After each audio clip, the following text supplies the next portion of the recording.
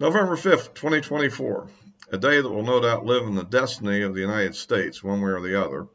Um, so it's election day, formally, although probably more people have voted in earlier voting and mail-in voting, etc., than will probably actually vote today.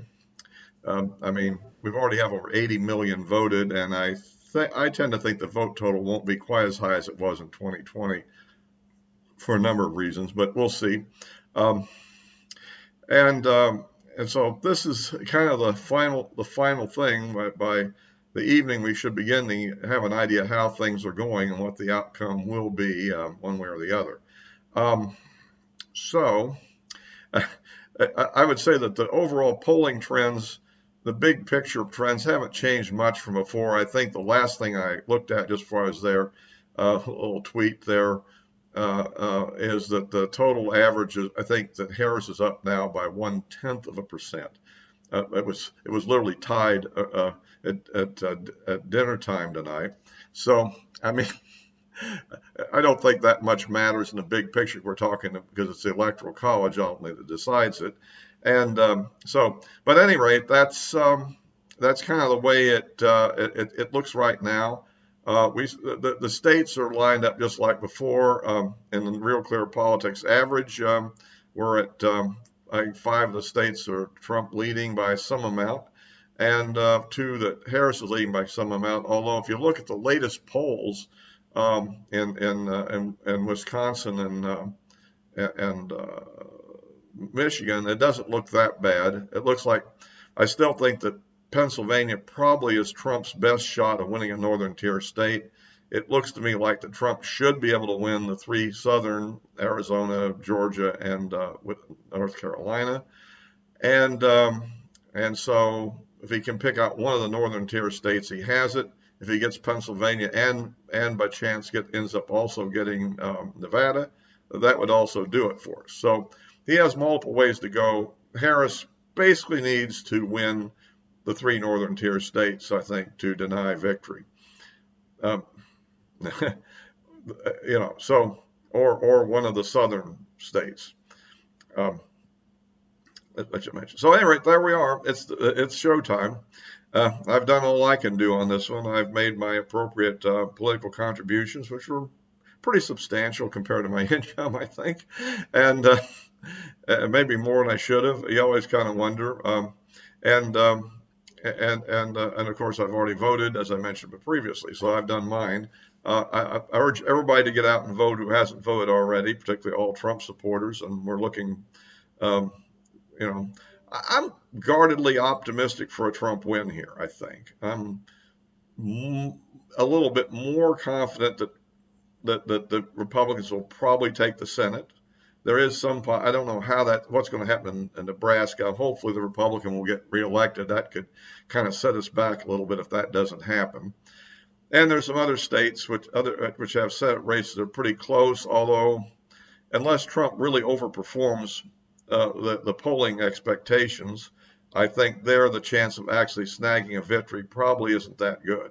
I mean, it'll get close. It'll scare them, but I don't know we'll get it. I hope so. That would be the Senate races in the northern tier states again, Wisconsin, Michigan, Pennsylvania. So anyway, that's kind of my early morning assessment here, and we'll see what happens this evening and how it plays out. So that's about it. What I have to say about that, other than vote, vote, vote. Like Dan Bongino says, if you have anybody you know that's going to vote Republican, if you can get out to vote, if they're not doing it, try to encourage them. And so that's about it. I've done about what I think I can do. So anyway, if you like these videos, please give me a like. Always looking for more subscriptions, and of course you can click the bell for notifications, or you can also find me on Rumble. At the same address as in the description below. Okay, so that's about that. That's kind of my assessment. We can look into, there's a lot of different things floating around. There is a theory that Harris has been gaining a little bit of momentum in the last few days, perhaps due to some of the, I would say, flat out deceptions the media is engaged in. However, Trump does tend to give them material that they can use for deception pretty easily by basically taking it out of context. And he doesn't really carefully make statements that makes it harder to keep it out of context. But anyhow, that's that. I don't know how significant that is. I understand, like looking at Rasmussen numbers, which I see more detail in than a lot of them. If the fact is that basically there was only about 2 to 3% that were undecided for quite a while, and I don't. And maybe that would be rotating groups of people as they drop out of one group and into the other. Maybe maybe that's going on too. You never know. But so that's kind of about it on that. There's a question of women outvoting men. Of course, the other question is if the Trump men vote and otherwise Democrat voting men decide they can't stand Trump and can't stand Harris either and don't vote, that could still have the same effect. There's a question of what the female vote will do and all that. That's in the game as always. So there you have that for for discussion, so to speak. But at any rate, as I say, I'm guardedly optimistic. There is the theory that the polling still tends to undercount Trump votes because, as some of the pollsters stated, it's hard to get the Trump people to answer the questions. They don't want to deal with pollsters. I've heard that attitude a lot from my fellow people there. I don't have that attitude personally. I kind of like the data and it doesn't really bother me. But, if they really can't get them to speak up or if they literally say the opposite, why would you do that? I don't know. But whatever, maybe to make the Democrats look like fools. I don't, on the other hand, we could be in for a shock the other way. The Democrats say we are.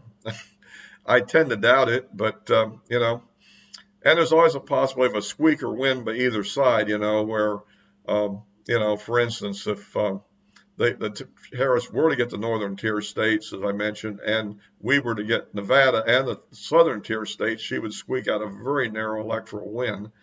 I did a little spot checking on the alternate scenario. There is that very bogus Des Moines Register poll, if you ask me, that says that Harris is actually going to win Iowa. That's what's going on in Iowa anyhow. But maybe I don't think so. And we have our faux Democrat in Nebraska challenging a Senate seat, which let's hope that he's defeated. This will be the third time I've noticed in recent I don't know, a decade or so that the Democrats have tried this stunt. I don't know why anybody falls for it, but there are people that fall for it. Personally, my opinion is the thing that stuns me is that somebody like Harris has as much support as she really does. To me, this person is really not qualified to be president, period. I mean, seriously. I mean, if I were a Democrat, and I'm capable of imagining that concept, I would probably vote for her just to to oppose the Republicans. But frankly, I'd be a little worried that, particularly if the Republicans take the Senate and she gets in there and can't do any of her policies at all to speak of, and then can't do press conferences credibly, and ends up being kind of a goofball, they could really strengthen the Republican position for the next election and prevent her from doing that big takeover that I'm afraid of. I mean, if we have the Republican Senate, the takeover is on hold. If they have all branches of government, then they can do it. And that's the thing that I've been worried about. But it looks like we're doing good enough that maybe won't happen. So that's kind of my analysis. I'll probably make some comments about the election afterwards, what I think, and we'll see. Hopefully we'll be pleasantly surprised that we overperform and really do good, and who knows, maybe flip something we don't think is flippable. Hopefully pick up some House seats. I mean, the generic ballot, the last I saw, was at 0.4% Republican, and I don't know. There probably are overvote districts, but I think the Democrats have, again, more overvote districts in their states than Republicans do. So at parity of 50-50 votes for the House, I tend to think we'd win the House.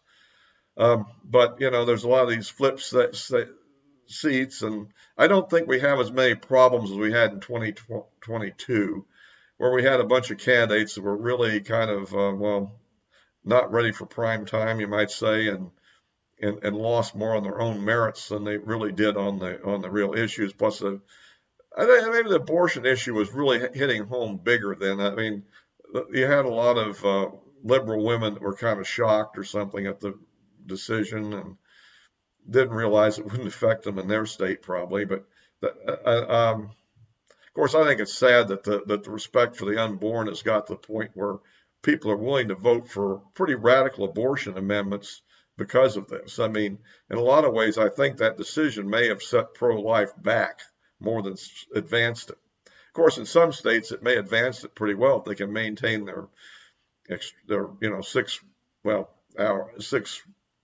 week ban, but I'm not sure where that's going to play out in the long run either. I mean, it depends on a lot of factors about the state's nature and all that. But I mean, at any rate, we'll see how that all plays out. I mean, I would at least would to see some moderation on that. I mean, this Governor Hochul of New York stating that if you're not American unless you're for abortion, and I guess in her case she's for no limits on it. So that's out there too, and hopefully that won't affect the House control this time in an adverse way. Anyway, so that's kind of it. I'll want to go on forever on this. Like I said, we'll have comments afterwards, and we can get back to other topics such as, what's happening in Ukraine. And I still raise the issue that there was a second 4.6 magnitude earthquake or something in that range in Iran with no aftershocks, which is kind of a signature of a nuclear underground test. And again, the United States is saying nothing about this. Meanwhile, Iran is claiming they're going to launch a major counterstrike on Israel in retaliation of their previous retaliation for their retaliation. Obviously, the tit for tat is continuing, and this one's supposed to be worse, so we don't know. So this is all getting dangerous, particularly if we end up with. One thing I would have to say, though, is at this stage, I would assume that the Israeli nuclear capability is far above the Iranian. On the other hand, the Israeli target set is a lot smaller than the Iranian target set. So let's just hope it doesn't go there. All right, well, I'll be wrapping this up for now, and I'll be posting this on YouTube and Rumble. And, of course, the addresses of my social media accounts are in the description below. As you notice, I've been posting quite frequently, particularly on X. So all for this time.